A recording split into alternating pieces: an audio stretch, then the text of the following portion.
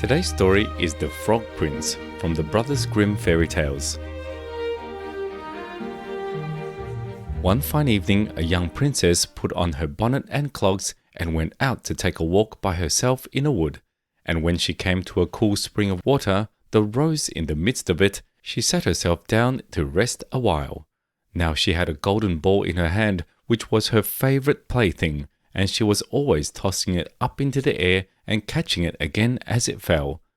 After a time, she threw it up so high that she missed catching it as it fell, and the ball bounded away and rolled along upon the ground, till at last it fell down into the spring. The princess looked into the spring after her ball, but it was very deep, so deep that she could not see the bottom of it.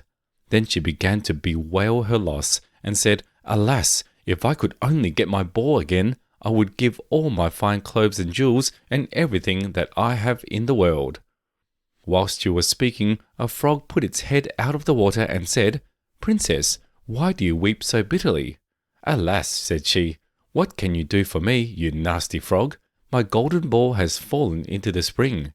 The frog said, "I want not your pearls and jewels and fine clothes, but if you will love me and let me live with you and eat from off your golden plate and sleep upon your bed, I will bring you your ball again."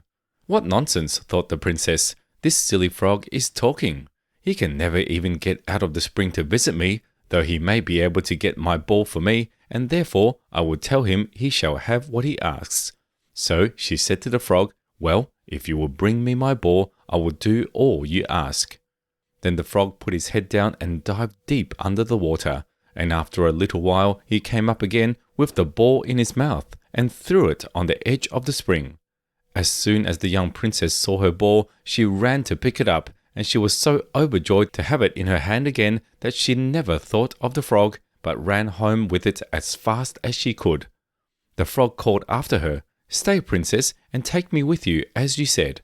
But she did not stop to hear a word.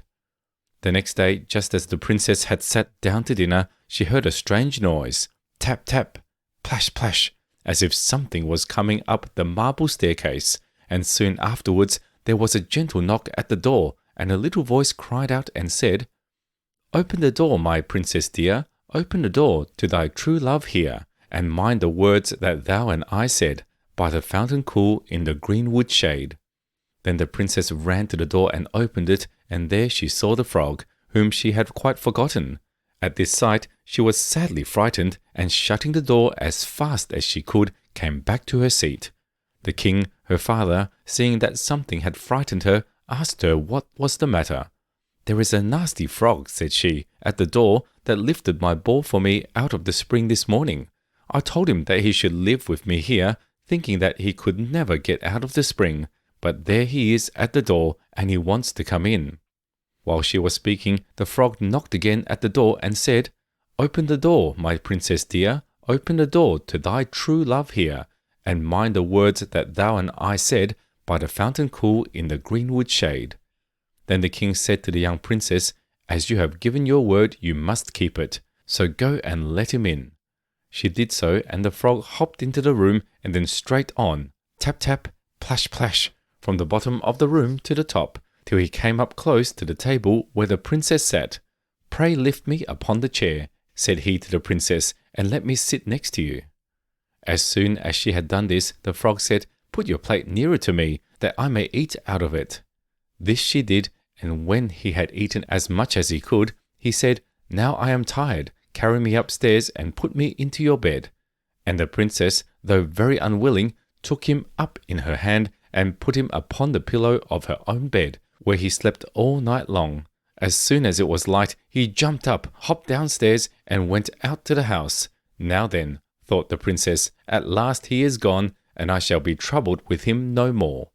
But she was mistaken, for when the night came again, she heard the same tapping at the door, and the frog came once more and said, "Open the door, my princess dear, open the door to thy true love here, and mind the words that thou and I said, by the fountain cool in the greenwood shade."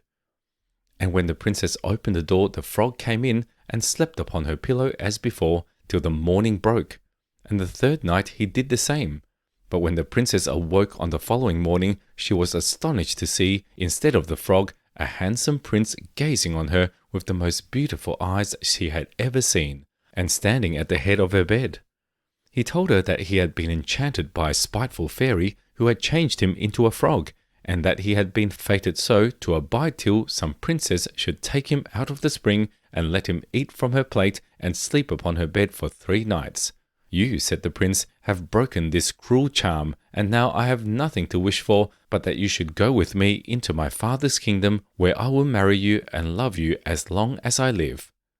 The young princess, you may be sure, was not long in saying yes to all this, and as they spoke, a gay coach drove up, with 8 beautiful horses, decked with plumes of feathers and a golden harness, and behind the coach rode the prince's servant, faithful Heinrich, who had bewailed his misfortunes of his dear master during his enchantment so long and so bitterly that his heart had well nigh burst.